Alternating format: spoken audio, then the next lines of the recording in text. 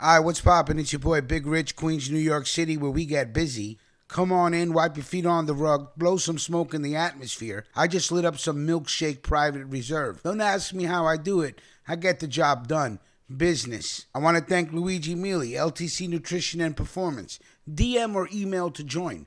LTC Nutrition and Performance. Health is wealth. Let them set you straight. This next story coming out of thegangsterreport.com by my man Scott Bernstein. Salute to you. Last Don standing no more. One-time Philly mob boss Ralph Natale dies at 86. Was first sitting godfather to join Team Disgraziad. He calls himself the Last Don. Others in the mob felt differently and referred to him with less flattering descriptions. Former Philadelphia Mafia Don Ralph Natale died of natural causes last week at the age of 86. He headed the Bruno-Scarfo crime family from 1994 until he became the first sitting mob boss to turn federal witness in 1999. Upon being shunned by his soldiers when he went to prison on a parole violation and got caught up in a drug case. Ralph rose to prominence in the Philadelphia, New Jersey underworld of the 1960s and 1970s as a hitman and labor racketeer for legendary Philly godfather Angelo Bruno. Per FBI records, Ralph acted as Bruno's personal liaison to the Teamsters Union and Jimmy Hoffa, and through his work with the union laid the foundation for late 70s casino boom in Atlantic City. Part of that work included the Christmas 1973 killing of Irish mob figure Joe McGreal. He shot McGreal to death behind the wheel of his brand new Cadillac in the parking lot of a Camden County, New Jersey restaurant. McGreal was a former Teamsters goon who had just been sprung from a prison term for extortion and was looking to get his hooks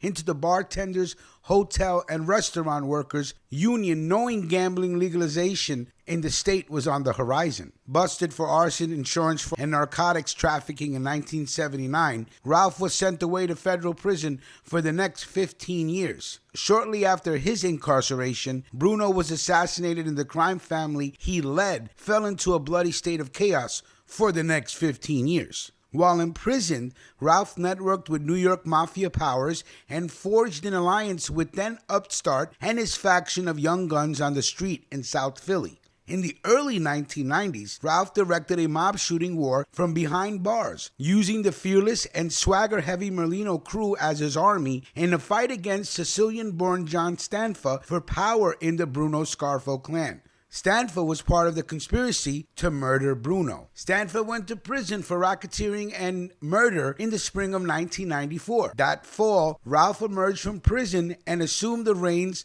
as boss of the Philadelphia Mafia, naming Merlino his underboss. But the relationship between Ralph and Joey began to fray, with Merlino and his men taking exception to Ralph's romance with a female contemporary of theirs and tiring of his fruitless boasting, and Ralph, angered by his younger subordinates' drug use, reckless behavior, and a growing perception of disrespect towards him and his 30-year-old blonde girlfriend. Ralph was arrested for violating his parole by associating with known felons in June of 1998. Within months, Merlino's crew stopped sending him tribute money and quit looking after his wife and girlfriend. They also stopped consulting him on mob issues. Ralph's September 1999 indictment for selling crystal meth sent him scurrying to the FBI to cement a cooperation deal.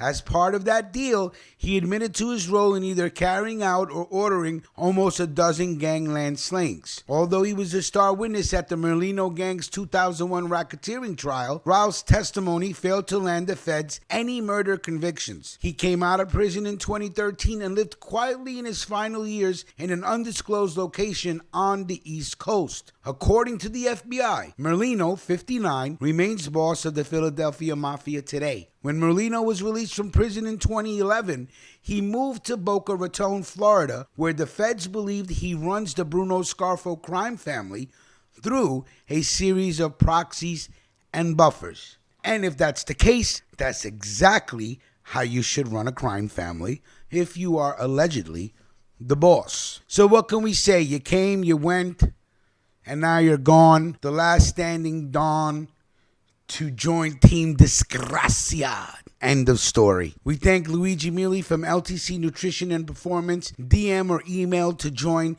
Health is wealth. You hear me there? Let him set you straight. Mob Story Season 3.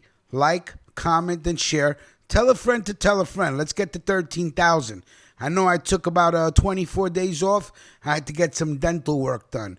Now I'm the kid with the 6K smile. You know what I'm saying? Big Rich, Queens, New York City, blowing some milkshake private reserve in the air. Business. Salute.